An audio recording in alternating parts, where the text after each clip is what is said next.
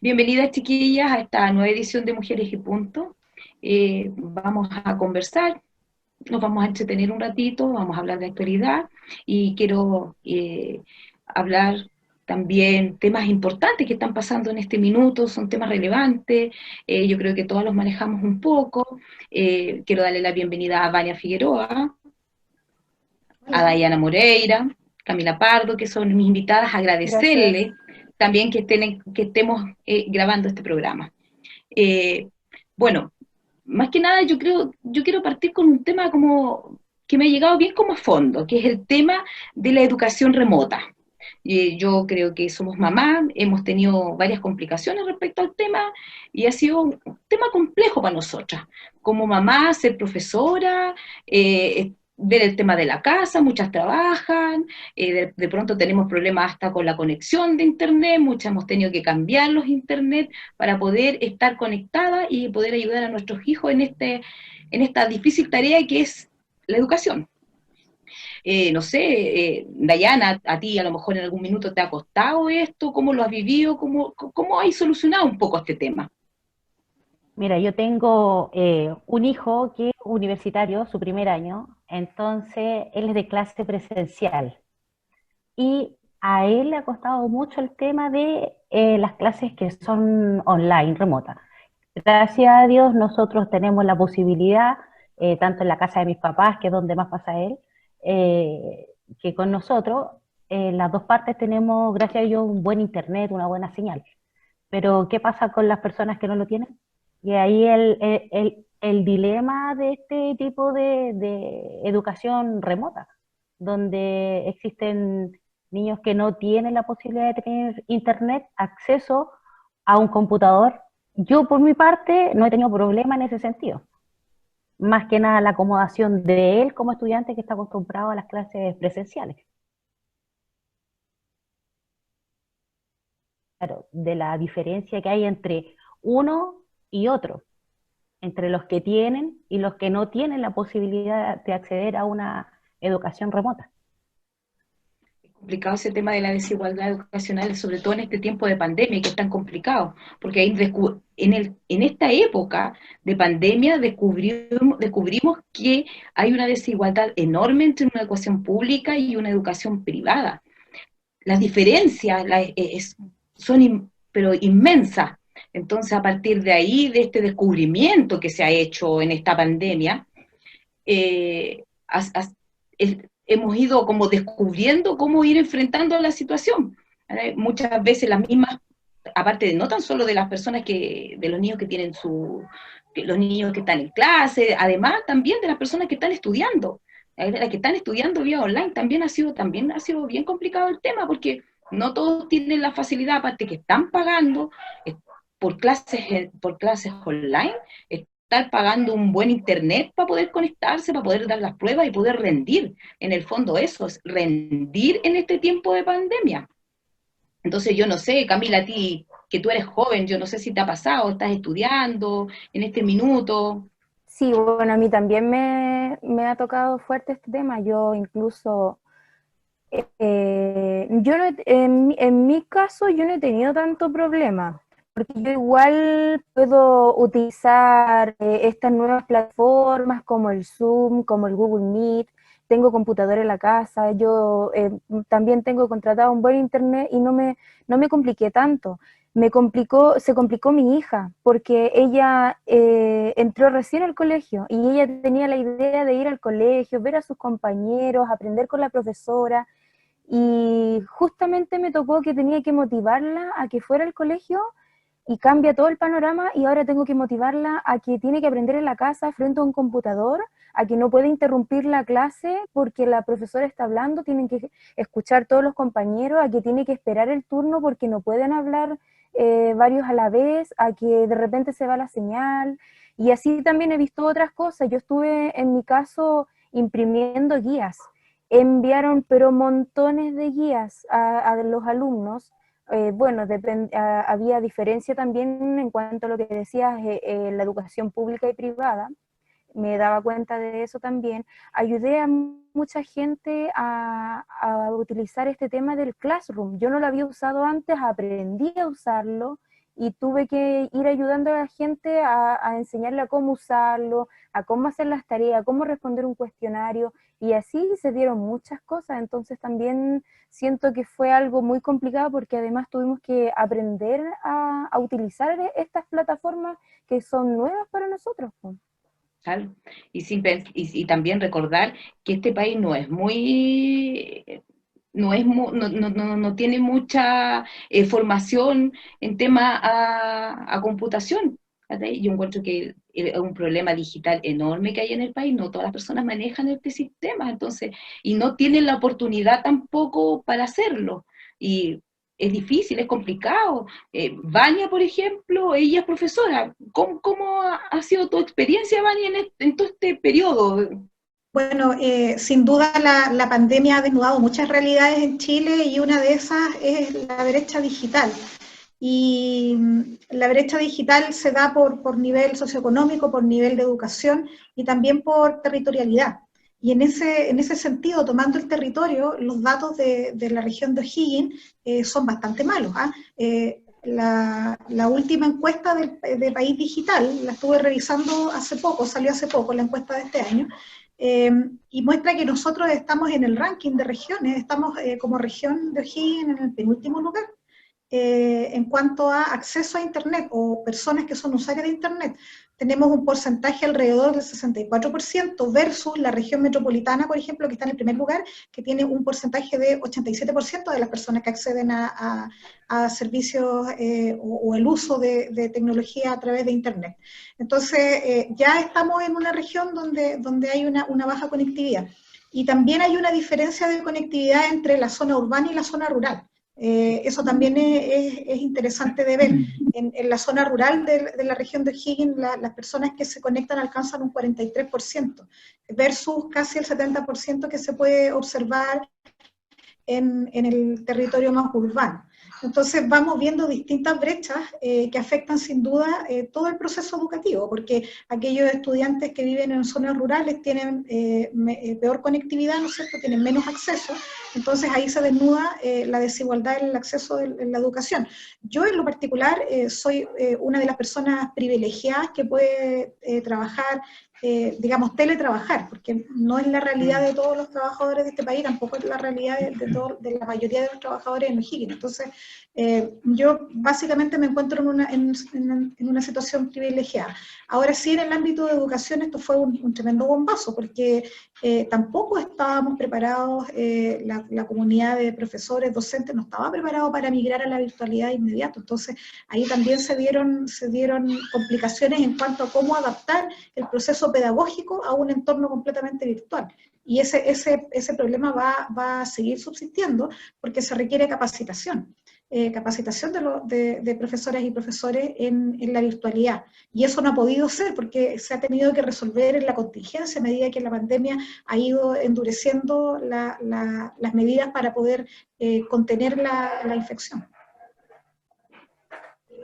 Con Entonces, respecto a lo que dice, con respecto a lo que dice Vania, a los profesores les ha tocado súper difícil esta tarea en este tiempo de pandemia, no tan solo hablando del internet, de la factibilidad, sino porque los profesores pasan a ser mamá, papá en la casa, no estáis haciendo una clase solo, porque estáis con el hijo detrás, y si eres soltero, tienes la garantía de hacer la clase, entre comillas, tranquilo, y poder entregar una buena educación, y que el aprendizaje también sea significativo para el niño. O sea, igual es complicado para un profesor, se viene todo el tema del estrés que se viene por detrás, todo un tema en cuanto a que el profesor esté en su propia casa haciendo las clases para que todos puedan tener esta accesibilidad a la educación.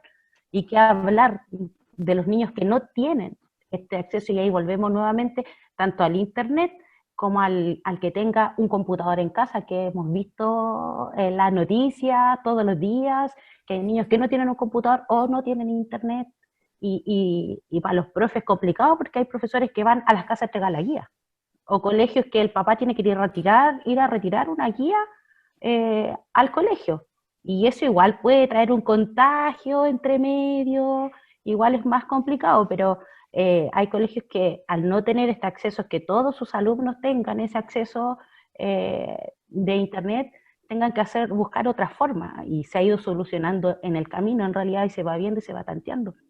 Es súper complicado, yo lo he visto, o sea, yo igual soy profe, no estoy ejerciendo, pero lo veo con mis colegas, mis ex colegas, que están súper complicados porque de repente están haciendo una clase y el hijo está ahí encima de ellos, que también que quieren desayuno o que quieren el almuerzo, un tema igual súper complejo, y el nivel de estrés ha subido en esta pandemia con respecto a los profesores en casa, entregando las clases de manera remota. Sin duda. Vamos a continuar en deuda, estamos en deuda en este país con el tema del internet, la educación con los chicos, ha sido muy difícil, ha sido complicado, además el encierro ha sido un factor súper importante en todo lo que es tema de educación, los chicos no quieren integrarse, entonces es como complicado, lo que decía Camila, a Camila le cuesta mucho, aparte su niñita fue primer año, y no ha podido hacerlo en términos normales. Entonces, para ella igual es complicado. Ha sido complicado para todo en realidad. Yo no sé cómo vamos a enfrentar esta vuelta a clases ahora. Sacarlos de este encierro, de esto que se levantan tarde, que tienen una rutina media extraña, a, a la vuelta a clase, a una vuelta, entre comillas, normal. Yo no sé si va a ser tan normal. Yo no sé, Camila, cómo lo ves tú, esta vuelta a clase que tú tienes tu niñita tan pequeña. O sea, ¿has visto cómo va a ser? La verdad, yo la había motivado tanto con el tema de que iba a entrar al colegio y ella, bueno, estuvieron una semana en clase, entonces ella quiere volver al colegio, quiere ver a sus compañeros, porque no es fácil tampoco que estemos en confinamiento. Si bien nosotros acá en la comuna levantaron la cuarentena, no podemos salir así como si nada y hacer cuenta que ya pasó, porque no es así. Entonces, para ellos es complicado también estar en casa todo el día, no poder ver a otra gente. Y a ella conoció gente por una semana en el colegio, sus compañeritos, su profesora, y los ve seguido todas las semanas en sus clases. Entonces, ella está motivada a volver al colegio, pero visto a otros niños, en el caso también de que se han acercado tanto con sus papás, bueno, no es así con todos tampoco, porque El apego. existen, claro, existen otros temas también, que hay niños que lo están sufriendo, la verdad, y ese sufrimiento también provoca que quieran volver al colegio, porque lo pasan mal en cuanto al tema de violencia que se genera en la casa, el aburrimiento. Entonces, independiente de que hay diferencia de cómo lo están pasando, ellos igual, los niños que están acostumbrados, tienen ganas de volver, porque no es lo mismo pasar de estar encerrado en casa, de no poder ver más gente, a que hubiese sido como unas vacaciones, po. No es lo mismo. No significa que no están yendo al colegio porque están de vacaciones o descansando. Qué importante el tema que te refieres tú a la violencia intrafamiliar que se ha producido a través de este encierro que hemos tenido todos. Y no, la violencia intrafamiliar yo creo que ha aumentado muchísimo, sobre todo en el tema de la mujer, ¿o no, Vania? La región ha sido una explosión de casos de violencia. Sí. Bueno, de hecho, el primer femicidio en pandemia, lamentablemente, fue aquí en la región de O'Higgins. Fue Marianela Guzmán, de 49 años, que el 11 de abril fue asesinada por su esposo, ¿no es cierto?, en la comuna de Navidad, en Rapel, y fue el primer femicidio de la pandemia. Pero ha sido preocupante la explosión de casos de violencia. Desde la red de investigadoras, organización en la que yo participo como vicepresidenta, lo advertimos desde el minuto cero. Advertimos que iba a haber un incremento de la violencia por una situación de encierro. Las mujeres están en cuarentena con sus agresores, entonces nosotros alertamos a través de los medios que era necesaria una organización, tanto de las policías, ¿no es cierto?, del Ministerio de la Mujer y de todos los dispositivos que hay desde el Estado para poder abordar una emergencia de este tipo que es violencia de género. Pero en Chile claramente nosotros estamos al debe con ese tema, la legislación es muy débil, y también los dispositivos de los que disponemos desde el Estado para abordar este tipo de emergencias no han funcionado. Entonces, imagínense que desde el 2010 al 2019 en Chile se registraban más de 515 femicidios, y en lo que va corrido del año 2020 ya llevamos 65 femicidios consumados, es decir, en 6 meses tenemos una cifra que es tremendamente alarmante. Y lamentablemente no parece estar disminuyendo, todo lo contrario, sigue en incremento, está igual de descontrolado la violencia hacia las mujeres como lo está la pandemia. Increíble, increíble el aumento que ha habido acá en la región. Y dices tú, ¿cómo controlamos? Si el Estado no brinda la seguridad, justicia, las mujeres piden justicia, es difícil escuchar decir justicia para, o sea, es de todas las semanas, justicia en el Facebook, las redes sociales, se ve como las mujeres piden justicia para nuestras propias mujeres. O sea, es difícil de nuestra parte, que nosotros somos mujeres, ver cómo son violentadas sexual, agredidas físicamente, psicológicamente, laboral, porque aquí también hay una agresión laboral, también aquí no podemos dejar de fuera la agresión laboral, también es violencia. Entonces, como mujeres nosotros decimos, ¿qué está pasando? Como dice Vania, aquí las políticas públicas en cuanto a ese resguardo no están, son pobres, estamos al debe, como dice la ENA. Entonces de aquí empezaron como, yo creo que las mujeres empezamos a ver, decir, las redes sociales, ¿ha sido un método importante o no, Dayana, para denunciar? Pues, o sea, yo creo que en todo sentido, no tan solo en esto de la violencia, las redes sociales ahora se están usando como mucho. Ha servido para saber miles de casos, no tan solo, ¿cierto?, los de la región, de la comuna. Los sectores rurales son los más afectados, son los que se ven con más violencia, y podemos ver también que los sectores rurales a veces no tienen internet. Entonces, ¿cómo sabemos nosotros que allá hay violencia, que violentaron a otra mujer, ya sea psicológica, económica, social, física, la que sea? Nosotros, por ejemplo, la parte rural es más grande la tasa de violencia al género que en una ciudad. Entonces, ¿cómo lo sabemos? Nosotros las rurales lo sabemos después de la noticia, cuando ya pasó, cuando la mujer ya estaba, ya no la tenemos, pero no pudimos hacer algo antes porque no sabíamos que esa mujer estaba siendo afectada por esta violencia.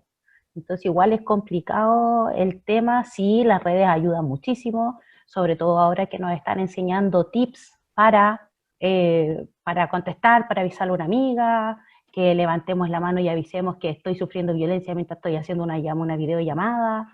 Eso igual sirven de repente en cuanto a lo que es estas redes sociales, que se está difundiendo, pero a estas partes, por ejemplo, rurales, ¿cómo lo hacemos llegar? Ahí es más complicado. Ahí nosotras también como dirigentes, a lo mejor ir más allá, no tan solo quedarnos dentro de la comuna, en la ciudad, porque ellas están siendo tratadas, la gran mayoría. Las que no avisan, obviamente no, pero en la parte rural está como igual, entre comillas, más alejado de todos los servicios que se les pueda prestar. Y ahí se pierde un poco lo que es la parte, las redes sociales, en esa parte de la violencia en la parte rural. Y es la tasa como más elevada según lo que yo he visto. Y debido a esta justicia han surgido todos los movimientos feministas que hay. Hay bastantes movimientos feministas acá en la región de O'Higgins. Vania, tú tienes que tener mayor información sobre estos movimientos feministas. ¿Cómo los has visto tú? ¿Cómo surgen estos movimientos?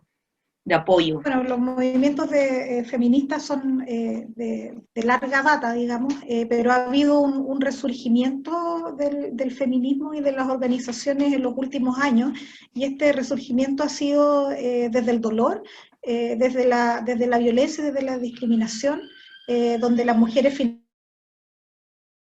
queremos aguantar más abusos y nos organizamos territorialmente, ¿no es cierto?, para empezar a combatir un poco el sistema entero, el sistema patriarcal que nos violenta todos los días, como tú recién señalabas, ¿no es cierto?, de la violencia contra la mujer. ¿Por qué se acude a las redes sociales? ¿Por qué se acude a las funas? Bueno, se acude porque tenemos un sistema judicial que es patriarcal y que castiga a la mujer y castiga la denuncia. Entonces, hemos sido testigos de este último tiempo de los casos judiciales más brutales en el mundo y en Chile. Por ejemplo, recordemos el caso de La Manada en España, ¿no es cierto?, esta violación grupal, donde la víctima fue tremendamente agredida, no solamente por el sistema judicial, sino que por la sociedad en su conjunto.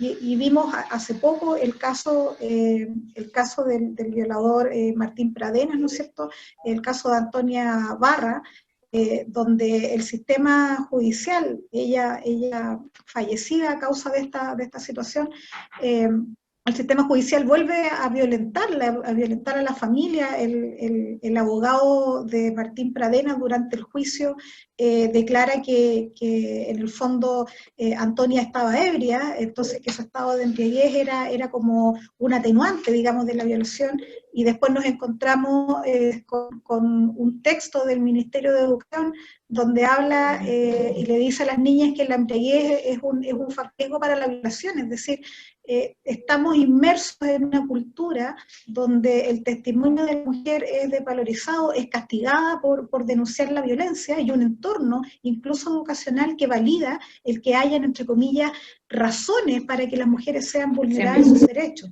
que andaba con minifalda, todos esos estereotipos, que estaba ebria. O sea, no hay ninguna razón que justifique la violencia hacia la mujer. Como que Y somos nos las vemos con un culpables. sistema judicial, claro, tremendamente violento. Recordemos el caso de Nabila Rifo, que le arrancaron sus ojos. Sin embargo, el juez dijo que la persona que le arrancó los ojos no tenía la intención de asesinarla. Y uno se queda tremendamente sorprendida y tremendamente desesperanzada de un sistema que se organiza alrededor de la violencia de la mujer, la educación, el sistema judicial y el mismo Estado que no nos protege. Ahí surge la FUNA, y surgen los movimientos feministas, y ocupamos las redes sociales y acudimos a la prensa como un método de poder denunciar, porque el sistema judicial no está cumpliendo su función. Efectivamente, aquí existe la funa. Están muy de moda las funas. Funa Sí. por todo. Aquí se funa a los hombres. Yo veo en las redes sociales a diario, no sé, 3, 4 funas contra un hombre porque violó a niña, adulta, porque trataron mal a las mujeres.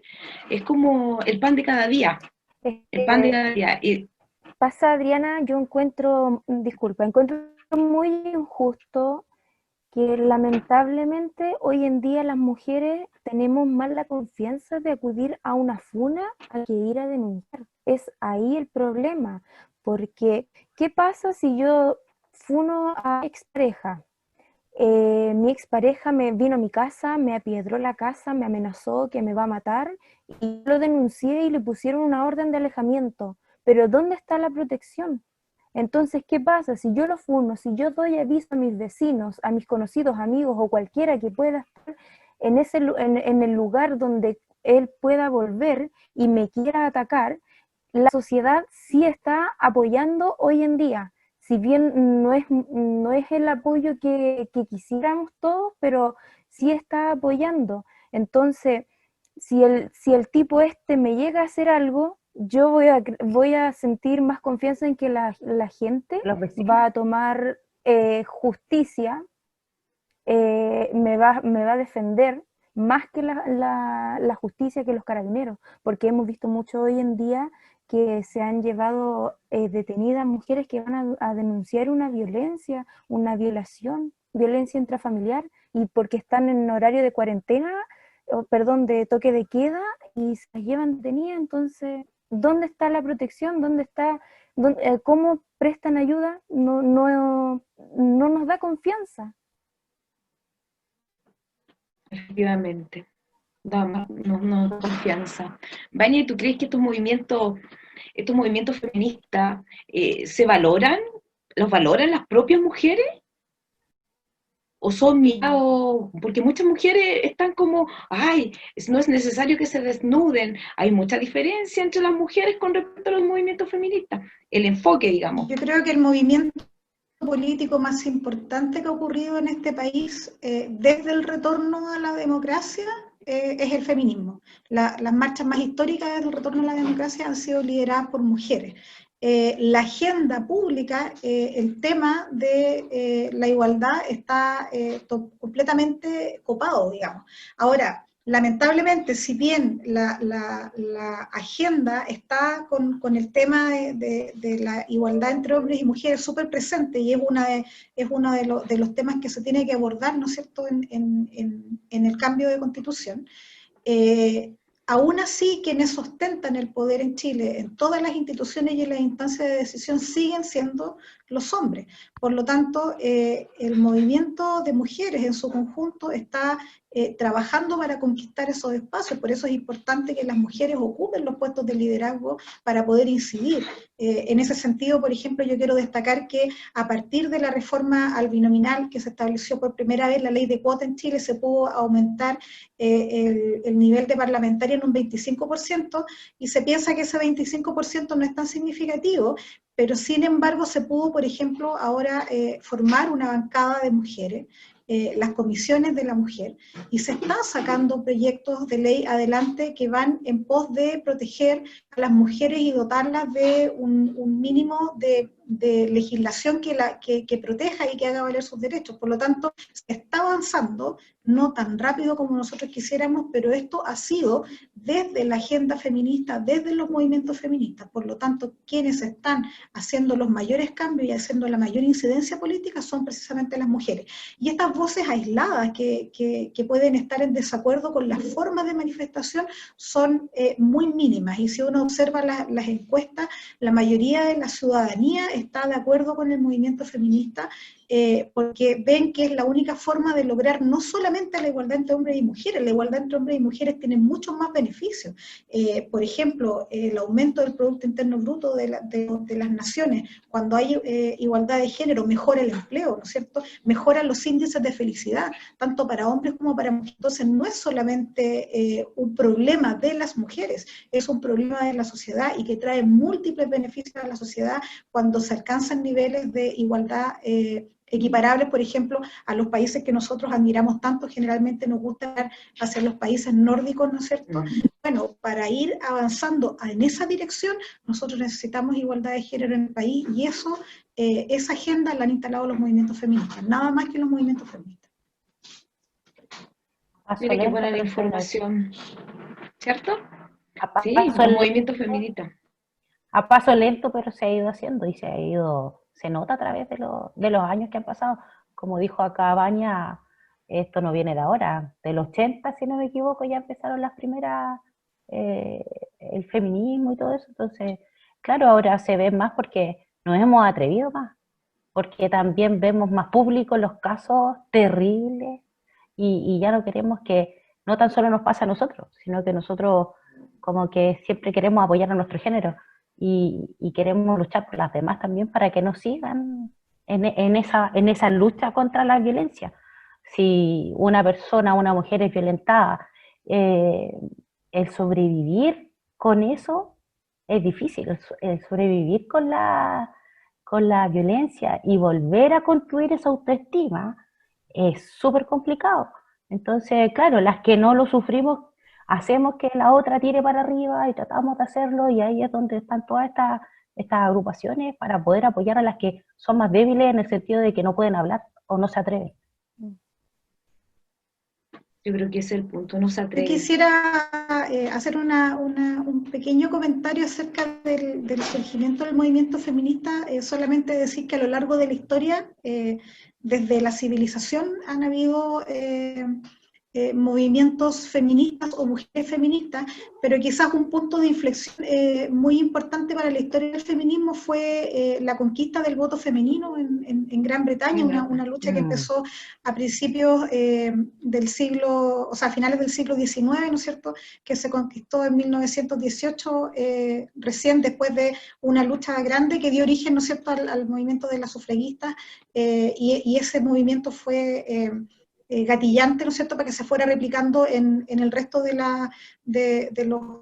los países. Así que tiene una larga data el movimiento feminista, ha sido obviamente anulado, por ejemplo, por las dictaduras en Latinoamérica, ha vuelto a resurgir, y ahora volvemos a tener un movimiento feminista fuerte alrededor del mundo, no solamente en Chile, en todo el mundo, incluso en aquellas naciones islámicas, por ejemplo, que nosotros las vemos como tan distantes a nuestra cultura y tan difíciles de constituir movimientos feministas, allá también los hay. Sí, sin duda. Bueno, de hecho este programa está en honor a una mujer.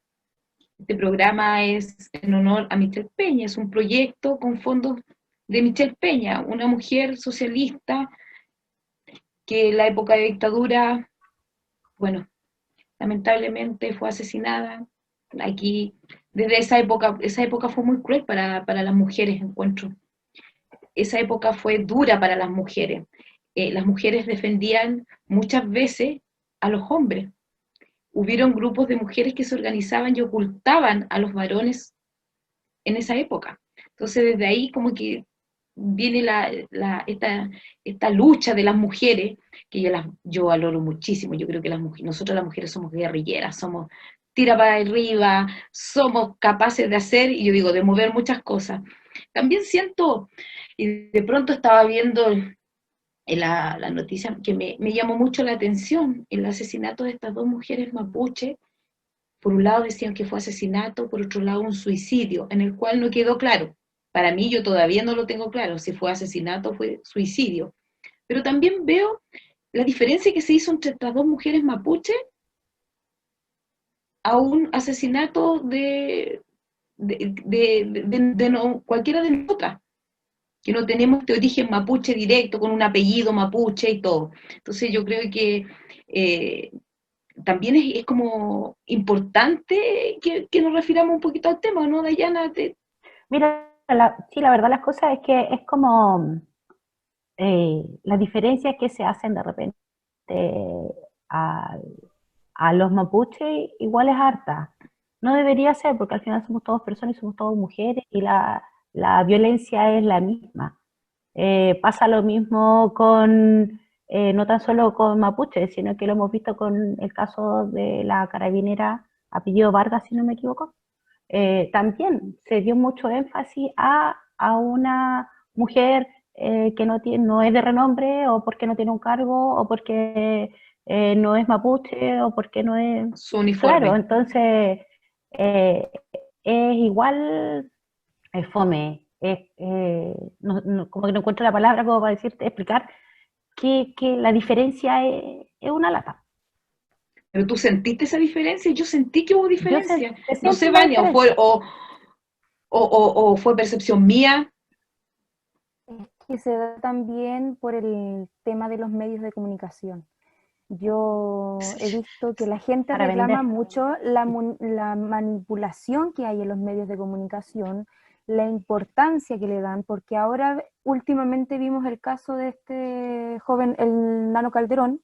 Todos los días y todo el día pasaba la noticia, dónde estaba, en qué lugar estaba, cómo era el lugar, quién lo atendió, quién lo está protegiendo, cuidando, observando, qué es lo que hizo, qué no hizo, quién participó, todo. En cambio, el tema de las mujeres mapuche, ¿cuántas veces lo vimos en las noticias? Porque la gente lo comenta, y yo he visto apoyo en redes sociales, se vio mucho más que en la televisión. Y hay gente que apoya eso, que piensa que es mentira el tema del suicidio. Pero, ¿cómo lo vemos a través de los medios de comunicación?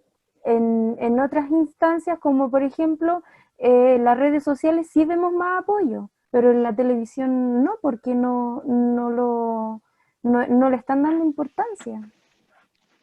Yo quisiera Yo quisiera agregar que hay un recrudecimiento de la violencia en Latinoamérica hacia líderes ambientalistas o que persiguen causas ambientalistas y territoriales, ¿ya? Y este año Latinoamérica fue declarada como la región más peligrosa para los líderes ambientalistas, y nosotros podemos ver en países como Colombia, Brasil, Honduras, Guatemala, donde han sido asesinados líderes ambientalistas fingiendo, por ejemplo, suicidio. Y ya tuvimos un caso similar en la Araucanía, donde una mujer fue asesinada y se pretendió pasar por un suicidio, y afortunadamente las pericias después comprobaron que eso no era cierto. ¿Qué pasó con estas líderes? No lo sabemos todavía, está avanzando la investigación, lamentablemente ha sido todo muy nebuloso. Asesinatos de líderes sindicales o muertes sospechosas de líderes sindicales en la historia de nuestro país, y en la historia reciente podemos citar el caso del líder ambientalista de Quintero, por ejemplo, o el dirigente sindical de AZ, ¿no es cierto?, que también lo mató una bala loca, nadie sabe por qué, justo estaba en una negociación sindical. Entonces hay cosas que a la ciudadanía le hace sospechar de que estos casos realmente sean suicidios, por ejemplo, y no sean asesinatos. Y como bien dice Camila, los medios de comunicación cumplen un rol fundamental en desinformar, porque nos están desinformando, ¿no es cierto? Y tenemos que entender también quiénes son los dueños de los medios de comunicación. Los medios de comunicación en Chile, los medios masivos, están controlados por grupos económicos que defienden intereses particulares, y que su misión primaria no es básicamente informar. Y por eso cuando uno ve las encuestas de confianza ciudadana, la gente confía más, por ejemplo, en la radio, porque la radio es generalmente más independiente. Y ahora, en el contexto de pandemia, programas como este, por ejemplo, han encontrado audiencia, porque la gente confía más en este tipo de programas que son autogestionados, ¿no es cierto?, y que son construidos desde los territorios, más que lo que muestra el matinal de turno, como contaba Camila, respecto a esa cobertura exacerbada del tratamiento desigual de la justicia con una persona que evidentemente pertenece a una élite que tiene acceso a recursos y que puede saltar, entre comillas, con el apoyo legal, ¿no es cierto?, las medidas que debiera estar cumpliendo, como por ejemplo prisión preventiva, porque en el fondo cometió un intento de asesinato y debiera tener las mismas sanciones que tienen las personas corrientes. Efectivamente, efectivamente. No, y mira, en todo este movimiento, refiriéndome al tema de Mapuche, fíjate que hay líderes mujeres en este movimiento mapuche. Me ha llamado mucho la atención que son ellas las que están dirigiendo estos movimientos y de las defensas de los mapuches en el sur de Chile. Hay una mujer bien potente, ahí las mujeres son bien potentes dentro dentro de los mapuches, también tienen un liderazgo súper importante, y que lo han hecho notar durante este último tiempo, y me ha llamado mucho la atención, la entereza, la fuerza que tienen, con cómo defienden sus derechos, cómo defienden su territorio, cómo defienden a su gente. Entonces, digo, las mujeres son una parte importante, importantísima, en todos los movimientos, y me he dado cuenta de que en todo movimiento, en toda dirección, hay una mujer presente. ¿Se han fijado? ¿Se han dado cuenta de eso? ¿Que es relevante eso? O sea, por ejemplo, si nosotros miramos todas las luchas históricas de los distintos pueblos originarios, tanto en Chile como en Sudamérica, vamos a ver siempre historias de mujeres que han liderado los movimientos. Por ejemplo, en la selva amazónica, la defensa de los ríos, ¿no es cierto?, de los bosques contra la tala de árboles. Han sido principalmente mujeres las que han liderado los movimientos, y lamentablemente mujeres las que han sido asesinadas por los intereses que hay detrás de la tala de los bosques, por ejemplo, o de la minería que está asociada a los ríos en el Amazonas, por ejemplo. Entonces, es una característica, yo diría, desde México hasta Chile, que las mujeres de los pueblos originarios siempre se movilizan con harta fuerza y organizan finalmente las luchas. Somos Claro, más aguerridas. ¿Cómo? Somos más aguerridas, te digo. Más aguerridas las mujeres, efectivamente. Yo creo que por eso, pues, las mujeres vamos a tener ahora una lucha importante, vamos a tener harto trabajo en este nuevo proyecto de Chile, digo yo. Yo apruebo una convención constitucional. Va a ser súper importante nuestro trabajo como mujeres. Explicar de qué forma vamos a convencer, a trabajar. Vamos a ser las mujeres las que vamos a salir a la calle, vamos a ser las mujeres las que vamos a estar explicándole a la gente, enseñándole cómo tiene que ir a votar. Y ha sido siempre así, siempre las campañas las trabajan más las mujeres que los hombres, ¿o no, Camila? Claro, bueno, se da también que hoy en día las mujeres están participando mucho más en estos temas. Disculpen, me está vibrando el teléfono al lado. Estaba medio incómoda. Bueno, hoy en día las mujeres se ven mucho más en participando en estos temas. Tienen buenas organizaciones, hay mujeres que se entienden mucho más y saben cómo llegar a la gente. Bueno, entonces yo creo que las mujeres vamos a tener una labor importante en este proyecto, insisto, yo le digo un proyecto, pero no es un proyecto en realidad. En el Yo Pruebo, las mujeres vamos a ser las que vamos a estar, y yo creo que son las que más vamos a salir a la calle con el Yo Pruebo, ¿o no, Dayana? Obvio, pero por supuesto ahí vamos a estar. Vamos a estar con el Yo Apruebo y vamos a estar explicándole a la gente el por qué se debe aprobar, también por qué debemos votar por una convención constitucional, porque no tan solo el apruebo, sino que también una convención constitucional que, eh, ya que es un mecanismo que es representativo, eh, y que, no sé, es como salir a la calle y decirle a las demás mujeres que también en esta oportunidad nosotros participamos y que tenemos derecho a aprobar y que podemos hacer cambios fuertes a raíz de esto. Y así que vamos a salir a convencer al Yo Apruebo y por una convención constitucional. Valia en esta nueva constitución, que yo creo que tiene que ser con una mirada de género. Es súper importante porque la Constitución del 80, que fue redactada en dictadura, ¿no es cierto?, sin participación ciudadana, es una Constitución que no garantiza la igualdad entre hombres y mujeres. Por lo tanto, la primera razón para que las mujeres en Chile nos movilicemos por una nueva constitución es esa. Y también una cosa muy importante es aclarar cuál es la diferencia, o tener nosotras como mujeres muy clara cuál es la diferencia entre convención constitucional y convención mixta. Y una de las cosas fundamentales es que una asegura la paridad y la otra no. ¿Ya? Entonces, ninguna mujer que esté a favor de la igualdad de género debiera escoger ninguna otra opción que no sea la Convención Constitucional, porque es la única que asegura una distribución equitativa entre hombres y mujeres. ¿Ya? Eso no lo asegura el mecanismo de la Convención Mixta. Y por otro lado, la Convención Constitucional, ¿no es cierto?, va a permitir la elección 100% ciudadana, ¿ya? De los 155 integrantes van a ser electos a través de la ciudadanía. En cambio, la Convención Mixta propone que solamente un 50% de los ciudadanos sean electos a través de un plebiscito, ¿no es cierto?, y que el 50% restante lo integren parlamentarios. Incluso pueden ser parlamentarios en ejercicio, que aparte de la dieta parlamentaria que reciban conjuntamente con eso el sueldo que se le va a pagar a las personas que van a trabajar en la redacción de la nueva Constitución.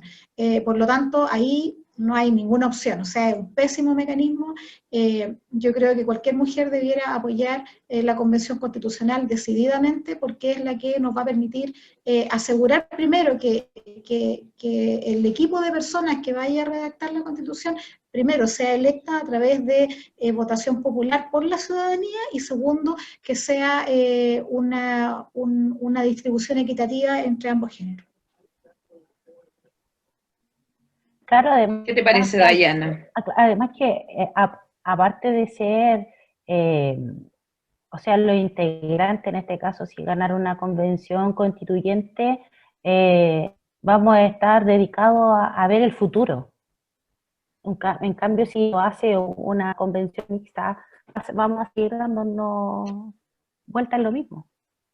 Como que quería agregar un poco eso, o sea, si nosotros vemos, si nosotros elegimos, vamos a hacer una constitución a futuro, a pensar en nuestros hijos, en los nietos, en lo que se viene más atrás, no dejar estancado muchas cosas de las que hay en estos momentos. Claro, tenemos una constitución que es del año 1980, o sea, ¿de qué estamos hablando? Muchos años. No vamos a comparar la época de los 80, cuando se hizo una constitución totalmente machista, sin, como decía la Vania, aquí nadie intervino, el pueblo, la ciudadanía, aquí fue hecho entre cuatro paredes, entre cuatro pensantes, y nos quedamos con esa constitución, una constitución que nos debe muchísimo. Es nuestra ¿O no, oportunidad. Camila? Es nuestra Es oportunidad como mujeres. Hoy en día estamos más empoderadas, participamos mucho más, y como decía Vania, el tema de la desigualdad, y lo que decía Dayan, el futuro. Vamos a cambiar todo esto, lo que nos está desfavoreciendo a las mujeres, todo lo que estamos sufriendo, toda esa desigualdad que nos hace mal día a día. En el fondo vamos a poder cambiar las políticas públicas en materia de educación y de salud, bueno, y de otras tantas más, ¿o no, Vania? O sea, la Constitución del 80, primero no asegura, por ejemplo, el derecho a las pensiones. No asegura un sistema de seguridad social, no asegura un estado de bienestar, no asegura el derecho a la salud, no asegura el derecho a la educación, no asegura el derecho a la vivienda, no asegura el derecho al agua, no garantiza el derecho de los consumidores, por ejemplo. Tampoco pone restringe en realidad los derechos o las libertades sindicales, establece o permite que ocurran, por ejemplo, zonas de sacrificio a través de vicios en cuanto a la propiedad, ya le otorga menos poder a las regiones. Eso también es una motivación para las personas de la región de O'Higgins, por ejemplo, que se movilicen por una nueva constitución, porque el sistema como está actualizado o como está armado en la constitución del 80, dota de poder de decisión y de distribución de recursos a nivel central. Por lo tanto, las regiones tienen que ir a depender de las decisiones que se toman a nivel central, y sabemos que las decisiones que se toman a nivel central no conocen la realidad de los distintos territorios. Cada región en sí es un mundo, ¿no es cierto?, que tiene sus propios problemas y sus propias necesidades. Sin embargo, tenemos que las regiones siempre que están dependiendo, ¿no es cierto?, de las decisiones que se toman a nivel central, y eso lo permite la actual Constitución. Por lo tanto, cambiarla es urgente también para poder organizar los territorios. Tampoco la Constitución reconoce a los pueblos indígenas. Original. Claro, tampoco, y restringe las libertades individuales, no garantiza la igualdad entre hombres y mujeres. Es decir, tenemos muchas razones para construir una nueva constitución desde cero, porque lo que hay no sirve, y ha sido súper demostrado que no sirve. Un ejemplo súper práctico, y con eso termino, es... Por ejemplo, durante la pandemia se sugirió a través de mociones parlamentarias que se congelara el pago de los servicios básicos para ayudar a las personas, por ejemplo, que habían perdido su empleo durante la pandemia y que no habían podido conseguir otro y que tenían una reducción importante de sus ingresos con familias, etcétera. Y resulta que se declara inconstitucional y punto. Es decir, todos los males parten y terminan en la Constitución actual. Por eso derogar la constitución del 80, terminar con esa constitución ilegítima, construida entre cuatro paredes, sin participación ciudadana, ni con la aprobación soberana del pueblo, y volver a construir una carta fundamental que sea movilizada desde las necesidades de la ciudadanía y que garantice finalmente que Chile se convierta en un estado de bienestar. Dayana, ¿tú crees que, sí, de todas maneras, Dayana, ¿tú crees que en este nuevo cambio de constitución podemos optar por un sistema parlamentario de una sola cámara y el resto que sea por provincia o por región, que haya un representante de la ciudadanía? ¿Que exista una sola cámara? ¿Por qué no? ¿Sería un sueño? No sé, o sea, yo creo que si logramos cambiarla y llegar a una presión y presionar, lo vamos a hacer, o sea, va a ser resultados que estén en la política contingente, entonces podría ser. Camila, la juventud, los jóvenes, un gran temazo, ¿eh? Un gran tema. Yo creo que podríamos estar hablando todo el resto del programa de la juventud, cómo se incorpora, claro, cómo se incorpora este yo apruebo a este plebiscito que se nos viene ya en las próximas semanas. ¿Tú crees que la participación de la juventud va a disminuir, va a aumentar? ¿Tú crees que se están involucrando? Es que ya se ve, desde el estallido social ya se ve la participación de la juventud. Si bien la juventud nos interesa mucho en el tema de política, como que tienen un resentimiento con la política, pero han visto tanta desigualdad, tantas necesidades que les afecta a ellos, les afecta a los adultos mayores, a sus padres, familias, vecinos, entre todos, a todos nos afecta de alguna forma. Entonces, ellos se sienten capaces, más empoderados de apoyar y poder participar en todo esto. Si bien la juventud no es mucho de ir a votar, ahora están tan, como digo, ¿Motivados? la palabra, claro, están tan motivados con el hecho de disminuir estas brechas de desigualdad que están incluso introduciéndose más en el tema, investigando sobre, aunque no les guste la política y digan, no, yo no, nada que ver con eso, la política es muy corrupta, no sé qué, están entendiéndose más con ciertos temas, opinando sobre eso, participando y de alguna forma apoyando para que podamos lograr todo esto. Claro. Claro, y la misma Constitución les ha dejado la puerta abierta para que exista la corrupción. Porque si tuviéramos otra Constitución donde todos nuestros parlamentarios que nos representan a nivel regional y todo, tuvieran yo les digo, meterlos en un pequeño cuadradito donde puedan efectivamente ellos decir, este mes, no sé, pues, entrado este dinero, salió este dinero, pudimos hacer esto. No lo hacen. ¿Y quién le exige? Somos nosotros los que lo elegimos, nosotros los colocamos ahí, y de cierta forma se sienten dueños y amos del territorio. Entonces, ¿de qué forma tú les pides explicaciones? ¿O no, Vania? Es como difícil enfrentarlo. Yo creo que, primero, por un lado, retomando lo que decía Camila acerca de los jóvenes, hay que hacer el reconocimiento de que son los movimientos estudiantiles, desde la Revolución Pingüina hasta el estallido social, quienes impulsan y catalizan los movimientos sociales que culminaron con el 18 de octubre, donde ya finalmente asistimos al desplome total del modelo neoliberal en Chile, y fueron los estudiantes. ¿Y por qué fueron los estudiantes? Porque son los estudiantes las principales víctimas de este sistema neoliberal.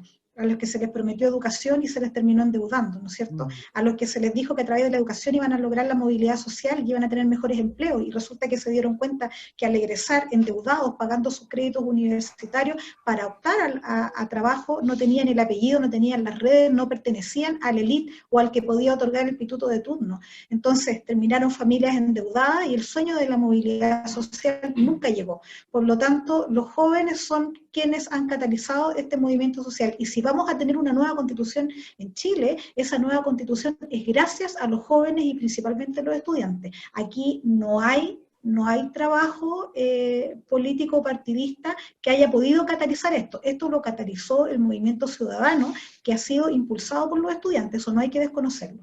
Y además que vamos a asistir a una nueva constitución, a este proceso histórico que va a vivir Chile, con un desplome total de la confianza en las instituciones. Fíjense que la última encuesta ACEP otorga desde la ciudadanía una confianza del 2% a los partidos políticos, del 3% al Congreso y solamente del 6% al gobierno. Entonces, estamos asistiendo a una crisis total de la democracia. Ahora, yo en particular no soy partidaria de ningún sistema que vaya a reducir el número de parlamentarios, todo lo contrario, tiene que haber un gran número de parlamentarios, porque eso dota de más representatividad a los territorios.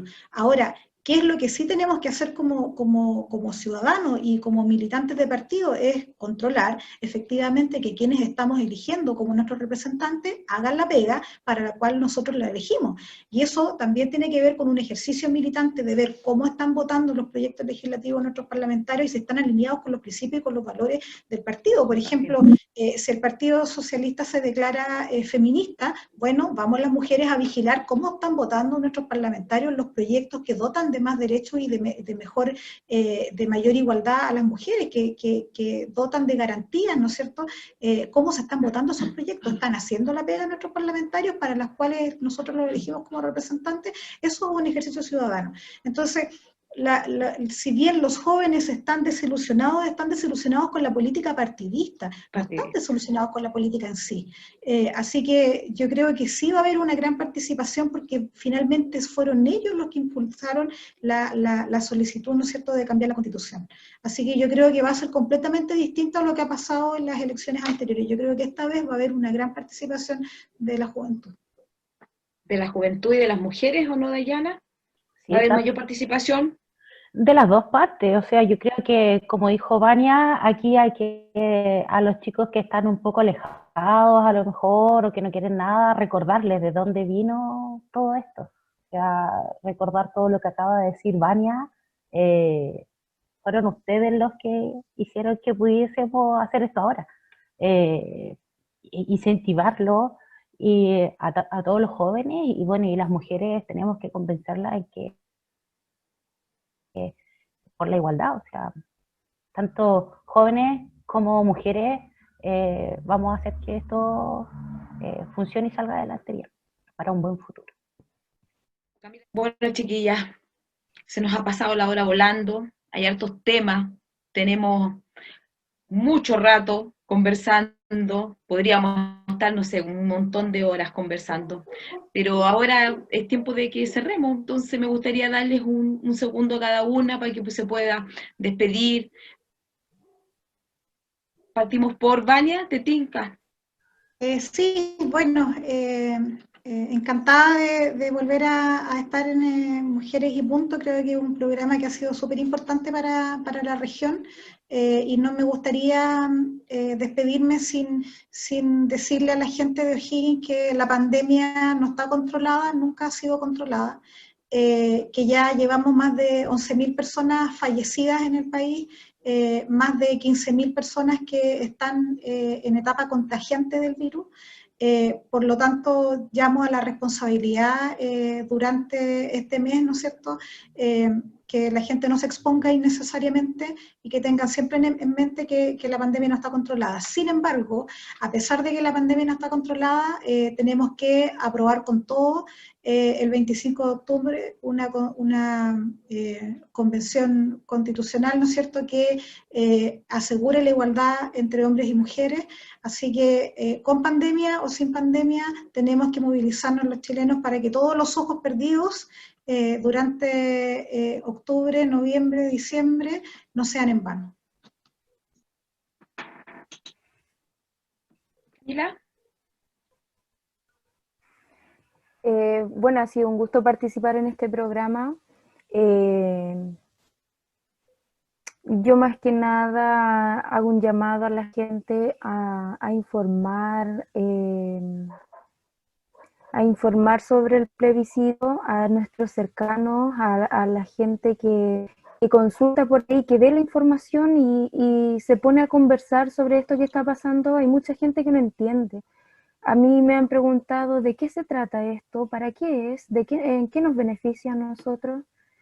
Y la verdad es que bastante nos beneficia a todos nos va a beneficiar de alguna forma. Entonces, tratar de traspasar bien la información y motivar a la gente, incentivar que entiendan de qué se trata esto, para que vayan a votar. Como decía Vania también, que se cuiden porque necesitamos el voto. Yo he escuchado estos días que lamentablemente las personas que van a estar en confinamiento por el tema del coronavirus no van a poder ir a votar. Y ahí ya estamos con una enorme falencia, así que eso, cuídense, muchas gracias, que estén bien. Diana. Bueno, agradecer, ¿cierto?, la invitación que se me hizo, bueno, y a nuestras compañeras también, por darnos esta instancia de poder compartir lo que pensamos. Y como se trata de la mujer, yo quiero leer algo cortito. Es como para darle fuerza a la mujer. Mujer, no existe amor más grande que el propio. Mírate al espejo, reconoce tu valor, piensa en cuántas personas desearían compartir momentos a tu lado. Una mujer que se ama a sí misma no ama a cualquiera. Amor Qué propio. bonito. Qué bonito, amor Para propio. todas las mujeres Sí. que vean nuestro programa y que se les quede grabado y que nos queremos nosotras primero. Ay, qué lindo. Chiquillas, quiero agradecerles un montón que hayan aceptado esta participación. Bueno, la Vania ya lleva mucho tiempo participando en este proyecto Mujeres y Punto. Así que quiero agradecerles muchísimo, un abrazo enorme. Quiero decir, yo apruebo este 25 de octubre y también hago un llamado, vamos, nos vamos a votar, no nos quedemos en casa, ayudemos, informemos, mujeres a la calle, como siempre. Yo apruebo y por una votación popular para el cambio de estos jueces y que sean mucho más mujeres. Sí, convención constitucional. Chao, chiquillas, muchas gracias. Chao, chao. Chao. Chao.